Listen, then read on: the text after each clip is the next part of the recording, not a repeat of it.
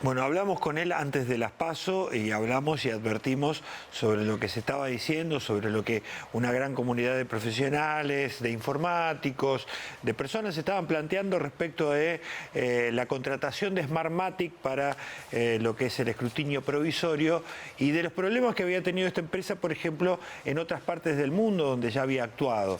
Bueno, y dijimos también, bueno, después de las elecciones vamos a volver a analizar y vamos a hablar de lo que pasó. Lo tenemos a Leonardo Martínez otra vez con nosotros. ¿Cómo andás, Leo? ¿Qué tal? Buenos días. Bueno, hay ahora un informe inclusive respecto de cómo funcionaron las cosas, ¿no? Esa noche del 11 de junio, ¿no? Sí, en base a los problemas que hubo esa noche, la jueza Servini Curía pidió un informe al Consejo de la Magistratura, al área técnica, que haga una especie de auditoría o un informe de qué fue lo que sucedió y qué recomendaciones haría. Y ese informe fue publicado hace unos días. El recuento de votos fue defectuoso. Dice defectuoso. Lo primero que uno ve cuando analiza el informe, lo primero que me... Recordemos que nos mandaron a dormir sin datos. Sin datos, sí. No había un solo dato oficial todavía. No. Fue un rato antes de las 10 ese mensaje del presidente y recién a las 10:15 empezaron a mostrarse los números. Lo primero que sorprende de ese informe es lo escueto. O sea, solo una página sin muchos datos técnicos, que es lo que uno esperaría de un informe técnico, ¿no? O sea, sí, justamente datos que ustedes puedan leer, ¿no? Exactamente, podemos interpretar. Los ingenieros puedan analizar. Sí, y lo otro que sorprende, bueno, lo que da cuenta en realidad de por qué es tan escueto es el primer párrafo que dice que no pudieron acceder al código fuente, que solamente fue una supervisión de funcionamiento. Entonces, que fue lo que se planteó de entrada también, ¿no? Una de las cosas que querían tener a disposición el código fuente para saber qué es lo que hace el software, ¿no? Exactamente. Entonces, una supervisión de funcionamiento tranquilamente se podría hacer, para hacer una analogía, es decirle a un mecánico: arreglame el auto, fíjate qué es lo que tiene, mandándole un video por WhatsApp de cómo está funcionando el auto. Claro, sí, te lo arreglo de palabra. Exactamente. Entonces, no se cuenta con la suficiente información para hacer un análisis exhaustivo de qué es lo que está pasando, qué fue lo que sucedió. Entonces, no hay, digamos, en ese informe no puede haber datos técnicos como realmente se muestra en el informe, ¿no?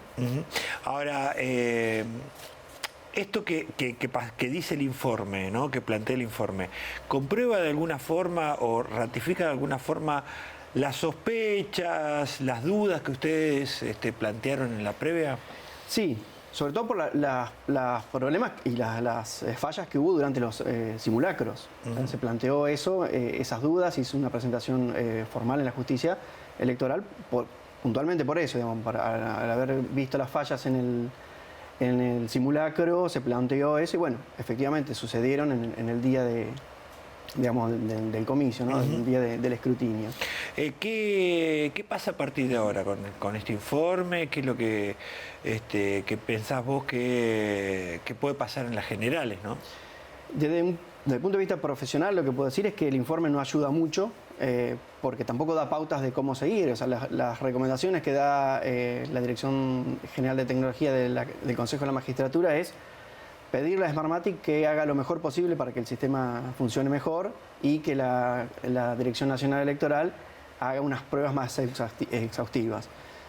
Digamos, no da condicionamientos o propuestas técnicas de cómo avanzar. Entonces, básicamente estamos en la misma situación. Sin poder acceder al código fuente no se puede, digamos, decir qué puede pasar, digamos, ¿no? Y se puede repetir esta situación, ustedes plantean esto, se puede repetir la situación que se dio en las PASO, en las generales, con todo lo que está en juego, ¿no? Digo, y con este momento de efervescencia que estamos teniendo en lo político, donde, digo, las definiciones en este punto son importantes, ¿no?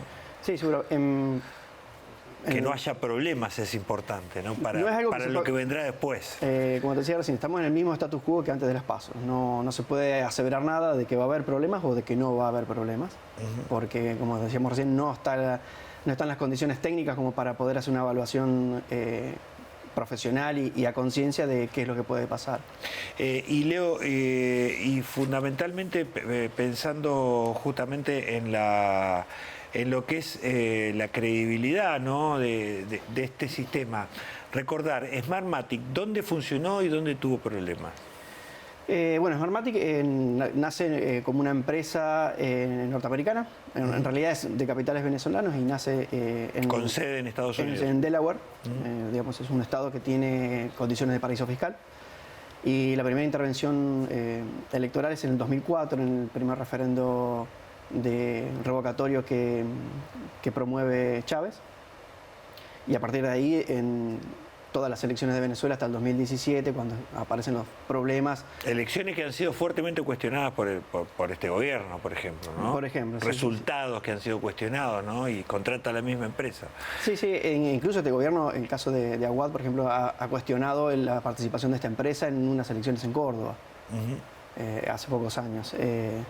Digamos, y ha tenido problemas en distintos países. En algunos no ha habido problemas porque no han surgido, no se han hecho digamos, los pedidos, como se ha hecho acá en Argentina, pero digamos, no es una empresa que tenga un buen antecedente a nivel internacional con respecto a participar en elecciones.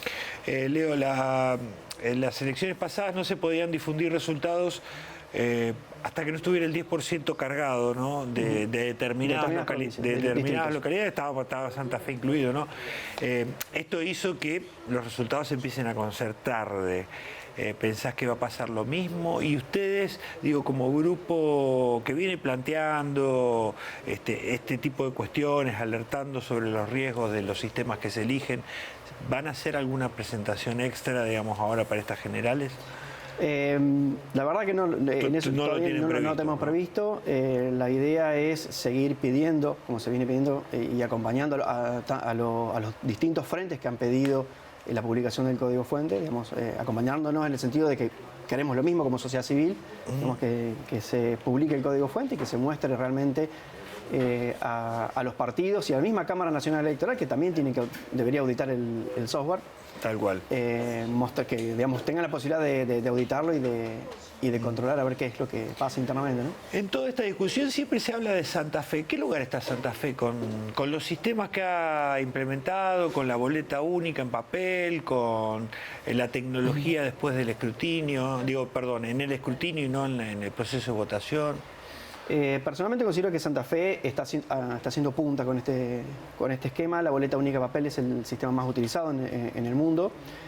Se puede discutir la modalidad, si categorías separadas por categorías las boletas o una sola boleta como se utilizaba en Córdoba. Pero el hecho de tener la boleta única de papel soluciona un montón de problemas de logística que plantean tanto el sistema tradicional, el sistema francés que tenemos de la boleta en el sobre, y otros sistemas como el de voto electrónico. Y hacemos hincapié en que la tecnología hay que ponerla donde más se necesita asegurar la información, que es una vez que están sumados los votos, una vez que están los telegramas confeccionados en el resultado, ¿no? Exactamente, digamos, en la tecnología puesta y el control y los ojos puestos en el escrutinio. Sí, la tecnología aplicada en Santa Fe es interesante. El modelo de software para asistir a las autoridades de mesa para crear los documentos de la mesa. También con respecto a eso se ha pedido el código fuente también para que sea público y para que pueda ser auditado. Así que, digamos, es un camino interesante, es un camino a observar. Pero digamos, hay mucho por recorrer todavía en ese aspecto. Tal cual, tal cual. Bueno, y veremos qué pasa ahora en las generales, que están lejos, pero no tan lejos. No, exactamente. Veremos cómo funcionan los sistemas. Por lo pronto, digo, las dudas fundadas. Sí, igual yo quiero dejar tranquilidad en lo siguiente. Digamos, el escrutinio definitivo es el que realmente vale, es el que hay que poner todas las fuerzas en que salga bien, en que sea transparente. No lo hace el Ejecutivo, lo hace la Cámara Nacional Electoral. Entonces, digamos, es ahí donde hay que, digamos, focalizar la fiscalización. Tal cual, pero es lo que planteaban ustedes también, ¿no? Un resultado que no se ajuste a lo que realmente pasó, después te genera una percepción de que las cosas cambiaron y cuando en realidad no. Sí, decir que no es válido no alcanza, digamos. Tal cual, tal cual. Leo, muchísimas gracias por venir. No, gracias a ustedes por la invitación.